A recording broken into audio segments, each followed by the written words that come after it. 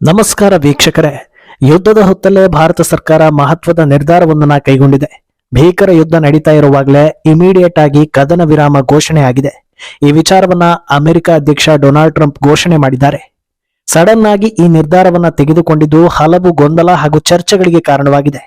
ಆದರೆ ಅಳೆದು ತೂಗಿ ಈ ನಿರ್ಧಾರವನ್ನ ತೆಗೆದುಕೊಂಡಿರೋದ್ರಿಂದ ಇದರ ಹಿಂದೆ ದೊಡ್ಡ ಉದ್ದೇಶ ಇದೆ ಅನ್ನೋದು ಗಮನಕ್ಕೆ ಬರ್ತಾ ಇದೆ. ಇದಕ್ಕೆ ಪುಷ್ಟಿ ನೀಡುವಂತೆ ಪಾಕಿಸ್ತಾನ ಸಂಬಂಧ ಭಾರತ ಸರ್ಕಾರ ಮತ್ತೊಂದು ಮಹತ್ವದ ನಿರ್ಧಾರವನ್ನ ಕೈಗೊಂಡಿದೆ. ಇದರಿಂದ ಕೇವಲ ಪಾಕಿಸ್ತಾನ ಸುಮ್ಮನಾಗೋದಲ್ಲ, ಭಾರತದ ತಂಟೆಗೆ ಪಾಕ್ ಬಂತು ಅಂದ್ರೆ ಮೂರನೆಯವರು ಕೂಡ ನಮ್ಮನ್ನ ತಡೆಯೋದಕ್ಕೆ ಸಾಧ್ಯವಾಗಬಾರದು. ಅಂಥದ್ದೊಂದು ಮಹತ್ವದ ನಿಲುವನ್ನ ತೆಗೆದುಕೊಳ್ಳುವ ಮೂಲಕ ಭಾರತ ಇಡೀ ವಿಶ್ವದಲ್ಲಿ ಎಲ್ಲರ ಗಮನವನ್ನ ಸೆಳೀತಾ ಇದೆ.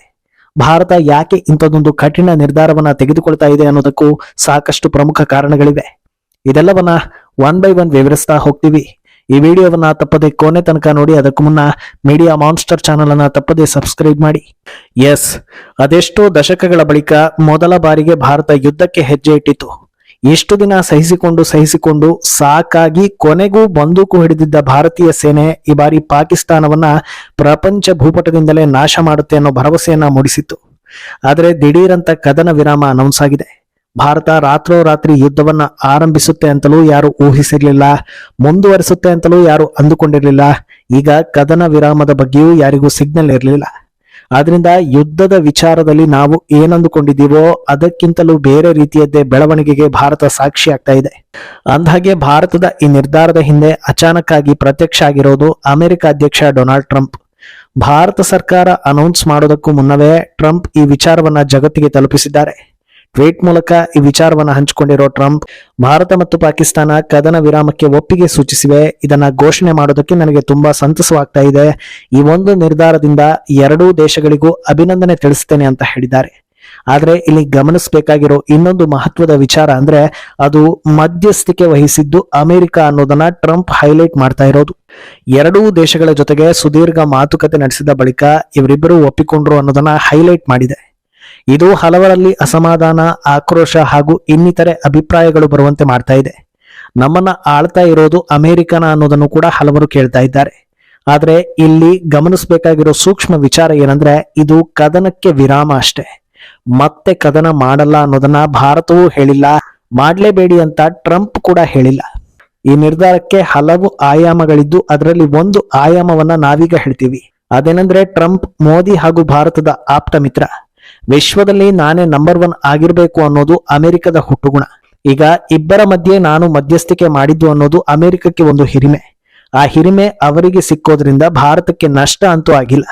ಆದ್ರೆ ಇದು ಜಾಗತಿಕ ಮಟ್ಟದಲ್ಲಿ ಹೇಗೆ ಸೌಂಡ್ ಆಗುತ್ತೆ ಅಂದ್ರೆ ಮೋದಿ ಟ್ರಂಪ್ ಮಾತು ಕೇಳಿ ಕದನ ವಿರಾಮ ನಿರ್ಧಾರವನ್ನ ಕೈಗೊಂಡ್ರಂತೆ ಅನ್ನೋದು. ಇದರಿಂದ ಅಮೆರಿಕ ಹಾಗೂ ಭಾರತದ ನಡುವಿನ ಸ್ನೇಹ ಹೆಚ್ಚಾಗುತ್ತೆ. ಅಲ್ಲದೆ ಭಾರತಕ್ಕೆ ಇನ್ನೊಂದು ಚಾನ್ಸ್ ಸಿಕ್ಕಂತಾಗತ್ತೆ. ಬಿಡಿಸಿ ಹೇಳೋದಾದ್ರೆ ಆವತ್ತು ನಿಮ್ಮ ಮಾತನ್ನ ನಾವು ಕೇಳಿದ್ವಿ ಅಂತ ಹೇಳೋ ಅವಕಾಶ ಭಾರತ ಇನ್ನೂ ಉಳಿಸ್ಕೊಂಡಿದೆ.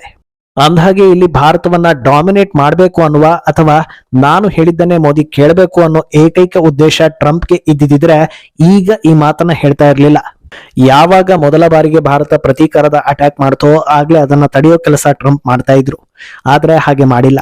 ಬದಲಾಗಿ 2-3 ದಿನಗಳ ಕಾಲ ಕಾಯೋ ಕೆಲಸವನ್ನ ಮಾಡಿದ್ರು. ಮೊನ್ನೆಯಿಂದ ಮೆಲುದನಿಯಲ್ಲಿ ಯುದ್ಧ ಬೇಡ, ಯೋಚಿಸಿ ಅನ್ನೋ ಹೇಳಿಕೆಗಳನ್ನ ಕೊಟ್ರು. ಈಗ ಸಂಧಾನ ಯಶಸ್ವಿಯಾಗಿದೆ ಅನ್ನೋದನ್ನ ಹೇಳಿದ್ದಾರೆ. ಇಲ್ಲಿ ಗಮನಿಸಬೇಕಾಗಿರೋ ಇನ್ನೊಂದು ಅಂಶ ಏನಂದ್ರೆ ಯುದ್ಧ ನಿಲ್ಲಿಸಿ ಅಂತ ಭಾರತಕ್ಕೆ ಯಾರು ಹೆದರಿಸಿಲ್ಲ, ಬೆದರಿಸಿಲ್ಲ. ಹೇಗೆ ಉಕ್ರೇನ್ ಮೇಲೆ ದಾಳಿ ನಡೆಸಿದ್ರು ಅನ್ನೋ ಕಾರಣಕ್ಕೆ ರಷ್ಯಾ ಮೇಲೆ ವಿವಿಧ ರಾಷ್ಟ್ರಗಳು ಕ್ರಮ ಕೈಗೊಂಡ್ವೋ ಅದ್ಯಾವುದೂ ಭಾರತದ ವಿಚಾರದಲ್ಲಿ ಆಗಿಲ್ಲ. ಅಲ್ಲಿಗೆ ಭಾರತವನ್ನ ಯಾರು ಡಾಮಿನೇಟ್ ಮಾಡ್ತಾ ಇಲ್ಲ ಅಥವಾ ಯಾರೋ ಆಡಿಸಿದಂತೆ ಭಾರತ ಆಡ್ತಾ ಇಲ್ಲ ಅನ್ನೋದು ಕನ್ಫರ್ಮ್. ಆದ್ರಿಂದ ಈ ನಿರ್ಧಾರ ಹಲವು ಹಂತಗಳಲ್ಲಿ ಚರ್ಚೆ ಆದ ಬಳಿಕವೇ ತೆಗೆದುಕೊಂಡಿರೋದು ಅನ್ನೋದು ಕನ್ಫರ್ಮ್ ಆಗ್ತಾ ಇದೆ. ಆದ್ರೆ ಇದರಿಂದ ಪಾಕಿಸ್ತಾನಕ್ಕೆ ದೊಡ್ಡದೇನಾದ್ರೂ ಲಾಭ ಆಯ್ತಾ ಅಂತ ಕೇಳಿದ್ರೆ ಖಂಡಿತ ಇಲ್ಲ. ಮೇ 6ರ ಮಧ್ಯರಾತ್ರಿಯಿಂದ ನಿನ್ನೆ ಈ ನಿರ್ಧಾರವನ್ನ ಕೈಗೊಳ್ಳೋ ತನಕ ಭಾರತ ಪಾಕಿಸ್ತಾನಕ್ಕೆ ದೊಡ್ಡ ಡ್ಯಾಮೇಜ್ ಅನ್ನ ಮಾಡಿಯಾಗಿದೆ. ಟರ್ಕಿ ಕೊಟ್ಟಿದ್ದ ಡ್ರೋನ್ಗಳು ಉಡೀಸ್, ಫೈಟರ್ ಜೆಟ್ಗಳು ಫಿನಿಶ್, ಕರಾಚಿ, ಲಾಹೋರ್, ಇಸ್ಲಾಮಾಬಾದ್ ಟಾರ್ಗೆಟ್. ಕೆಲ ಮಾಹಿತಿಗಳ ಪ್ರಕಾರ ಮೋಸ್ಟ್ ವಾಂಟೆಡ್ ಉಗ್ರಗಾಮಿಗಳು ಸೇರಿದಂತೆ 100ಕ್ಕೂ ಅಧಿಕ ಉಗ್ರರು ಫಿನಿಶ್. ಪಾಕಿಸ್ತಾನದ ಏರ್ ಬೇಸ್ ಕೂಡ ಅರ್ಧಕ್ಕರ್ಧ ಜಖಮಾಗಿದೆ. ಕರೆಕ್ಟ್ ಆಗಿ ಯಾವೆಲ್ಲ ಪ್ರದೇಶಗಳನ್ನ ಹೊಡಿಬೇಕು ಅಂತ ಭಾರತ ನಿರ್ಧಾರ ಮಾಡಿಕೊಂಡು ಯುದ್ಧಕ್ಕೆ ಇಳಿದಿತ್ತೋ ಬಹುತೇಕ ಆ ಎಲ್ಲಾ ಪ್ರದೇಶಗಳನ್ನ ಭಾರತ ಸರ್ಕಾರ ಫಿನಿಶ್ ಮಾಡಿದೆ. ಈವರೆಗೆ ಸಿಕ್ಕಿರೋ ಲೆಕ್ಕದ ಪ್ರಕಾರ ಪಾಕಿಸ್ತಾನಕ್ಕೆ ಈಗಾಗಲೇ $4 ಬಿಲಿಯನ್ ನಷ್ಟವಾಗಿದೆ. ಆದ್ರಿಂದ ಕದನ ವಿರಾಮ ಪಾಕಿಸ್ತಾನವನ್ನ ಸ್ವಲ್ಪ ಉಸಿರಾಡುವಂತೆ ಮಾಡಿದೆಯೇ ಹೊರತು ನೆಮ್ಮದಿಯಂತೂ ಖಂಡಿತ ಇಲ್ಲ. ತಾನೇ ಹೇಳಿದಂತೆ ಪಾಕಿಸ್ತಾನ ನಾವು ಯಾವ ಉಗ್ರರನ್ನು ಪೋಷಿಸ್ತಾ ಇಲ್ಲ ಅನ್ನೋದು ನಿಜವೇ ಆಗಿದ್ರೆ ಈ ಕದನ ವಿರಾಮದ ಟೈಮ್ನಲ್ಲಿ ನಿಯಮ ಉಲ್ಲಂಘನೆ ಆಗಬಾರ್ದು. ಒಂದು ವೇಳೆ ಉಲ್ಲಂಘನೆ ಆಯ್ತು ಅಂದ್ರೆ ಮತ್ತೆ ಭಾರತ ಬಡಿಯೋದಕ್ಕೆ ಶುರು ಮಾಡುತ್ತೆ.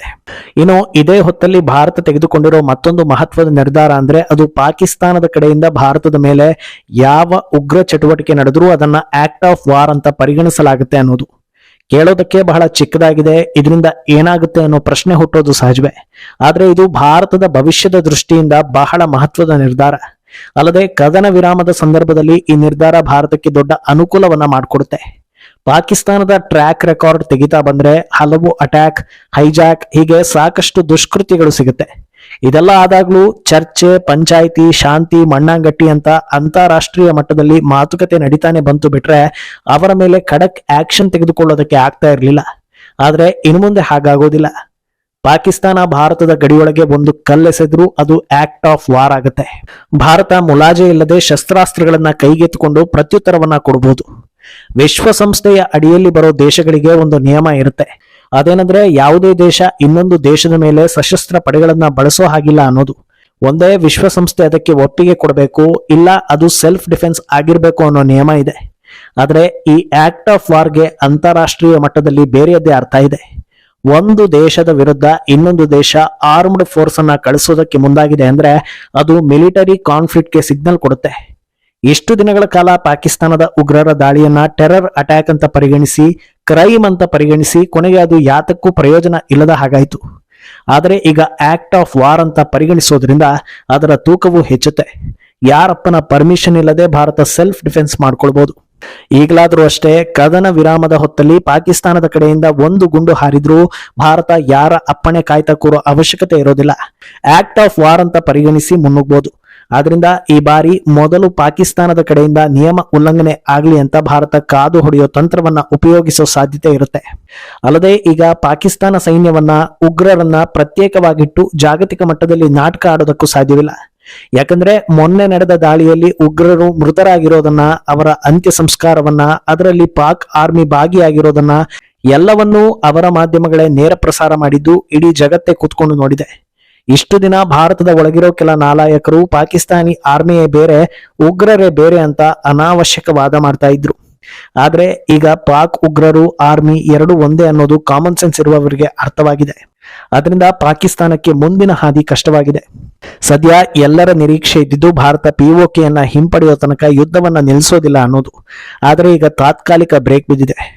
ಮೋದಿ ಸರ್ಕಾರದ ಪ್ಲಾನ್ ಆಫ್ ಆಕ್ಷನ್ ಹೇಗಿದೆ ಅನ್ನೋದು ಯಾರಿಗೂ ಗೊತ್ತಿಲ್ಲ. ಆದ್ರೆ ಭಾರತ ಈವರೆಗೆ ಪಾಕಿಸ್ತಾನಕ್ಕೆ ಮಾಡಿರೋ ಡ್ಯಾಮೇಜ್ ಬಗ್ಗೆ ಎಲ್ಲರಲ್ಲೂ ಖುಷಿ ಇದೆ. ಮುಂದೇನಾಗುತ್ತೆ ಅನ್ನೋದನ್ನ ಕಾದು ನೋಡ್ಬೇಕು. ಈ ಬಗ್ಗೆ ನಿಮ್ಮ ಅಭಿಪ್ರಾಯವನ್ನ ತಪ್ಪದೆ ಕಮೆಂಟ್ ಮೂಲಕ ತಿಳಿಸಿ.